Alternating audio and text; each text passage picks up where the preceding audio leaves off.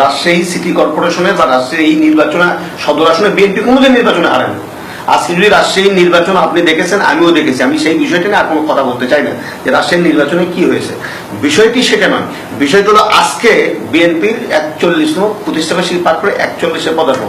আমি কালকে রাতে টেলিভিশন দেখছিলাম, আপনার এখানে আসার আগে একটু দেখভাল করছিলাম যে আসলে বিএনপি এই প্রতিষ্ঠাবার্ষিকীতে তো জন্মের দিন, তাদের প্রয়াত শহীদ রাষ্ট্রপতি জিয়াউর রহমান যিনি সততার মূর্ত কর্তৃক বাংলাদেশের রাজনীতিতে, তার গড়া দল, বেগম খালেদা জিয়ার গড়া দল, এখনো যে শহীদ রাষ্ট্রপতি জিয়াউর রহমান বিএনপির আদর্শের চালিকা শক্তি, তাহলে সেই দলের প্রতিষ্ঠাবার্ষিকী দেখলাম যে বিভিন্ন জেলায় কর্মীদের গ্রেফতার করা হচ্ছে। আমি ধরে নিলাম যে এখানে আইন শৃঙ্খলা বাহিনীর রুটিন ওয়ার্ক। তাহলে আজকে আপনার বাড়িতে আপনার সন্তানের প্রতিষ্ঠাবার্ষিকী আপনি যখন উদযাপন করতে যাচ্ছেন, আপনার কর্মীদের মধ্যে যখন সাজসজ্জা, তখন যদি আইন শৃঙ্খলা বাহিনী সেই সমস্ত লোকদেরকে আজকের দিনটা বাদ দিয়ে আগামীকাল বা আগামী পরশু গ্রেফতার করলে কি খুব অসুবিধা হতো।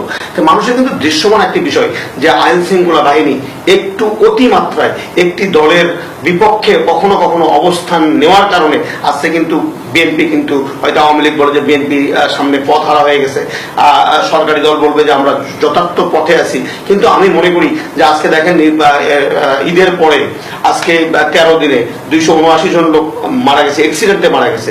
সারা দেশের রোডঘাট কিন্তু আজকে খন্দকখানাকে যত বিশ্রী অবস্থা। আজকে সেদিকে দৃষ্টিপাত না করে আমাদের মন্ত্রী মহোদয় সারাক্ষণ বিএনপির বিরুদ্ধে বিষাদাগার বা ইভিএম ইত্যাদি নিয়ে কথা বলে। আজকে তারা যদি সেই জায়গায় দৃষ্টি দিত তাহলে রাজঘাটের পথ কিন্তু উন্নত। আজকে বিএনপির সামনে অজস্র পথ, অজস্র উইং, কিন্তু সমস্ত পথগুলো কিন্তু আস্তে আস্তে কিন্তু গর্ত, খন্দক, ভাঙ্গাচুরা এই অবস্থায় করে রাখা। সদের কোনো নির্বাচন নয়, আগামী নির্বাচন বিএনপির জন্য এই অপশক্তি যেটা তারা বলছে বা এই স্বৈরাচার মুখে বিষয়টি তারা যেটা বলছে যে বাকশালী চিন্তা ভাবনা তারা করছে যে তাদের নেত্রীকে জেলখানায় আটকে রাখছে, সেই অপরাজনীতি থেকে একটি সুস্থ রাজনৈতিক ধারা এই দেশে প্রতিষ্ঠা করার জন্য আমি মনে করি এটা তাদের লড়াই।